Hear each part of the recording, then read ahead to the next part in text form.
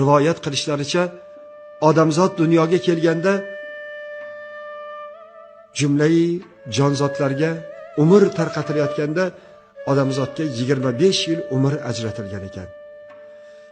Mana Alloh kechirsin, agar mabodo shu rivoyatda so'zlarim noo'rin bo'lsa, shunda odamzodni chaqirib so'ragan ekanlar, 25 yil umr berdim, senga ma'qulmi desa, odamzod noligan ekan, 25 yil bu juda ham qisqa umr-ku deganida,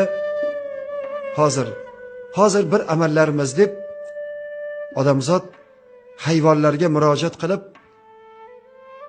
eshak degan jonzotni oldilariga chaqirib, senga 40 yil umr berganman desa, eshak so'ragan ekan, mani vazifam nima?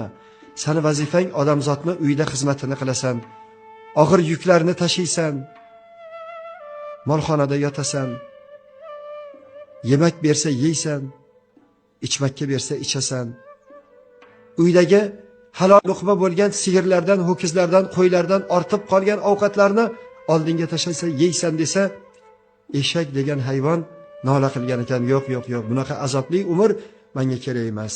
Yarmini oling deganda 20 yil eshak degan hayvon umrini olib odamzodga qo'shib yoshini 45 ga chiqazib qo'ygan ekanlar. Yana nolibdi, bu umr kam, dunyo go'zal, yashash undan go'zal deganlarida it degan hayvondan senga 40 yil umr berdim. Vazifang uyni qo'riqlaysan, yugurasan, yelasan, kechalari uyqu yo'qsanda uyni qo'riqlab chiqasan, qorong'i oqshomda darvozani oldida yotasan desa, it noligan ekan, menga bunaqa umrda nima keragi bor? Yarmini oling, roziman deganlarda it umridan yarmini olib odamzodga qo'shgan ekan. 65 bahor senga yetarlimi deganlarda odamzod yana noligan ekan, iloji bo'lsa yana qo'shing desalar, maymun degan maxluq ko'rib qolibdi. Senga 40 yil umr berdim.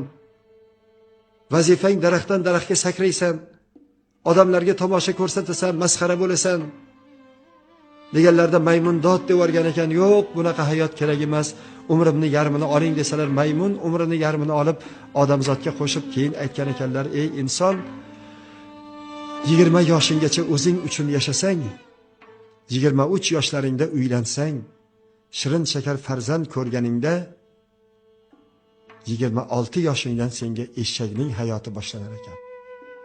Qo'pol qilib aytganda eshakday yugurib, topgan tutganingni uyingga tashiysan, bolam chaqam deb yugurasan, ko'z ochib yumguncha 20 yil davring o'tib ketib qolar ekan. 45 ga kirganingda bolalaringni ham yoshi 20 ga, 18 ga kirib qolganda itga o'xshab bolalarimizga hururkanmiz, hoy bolam u yoqqa borma, hoy kech kelmagin, hoy bolam yaxshiga yondoshgin, yomondan begona bo'lgin deb farzandlarimizga itday hakkillab orqasidan qolaverarkanmiz.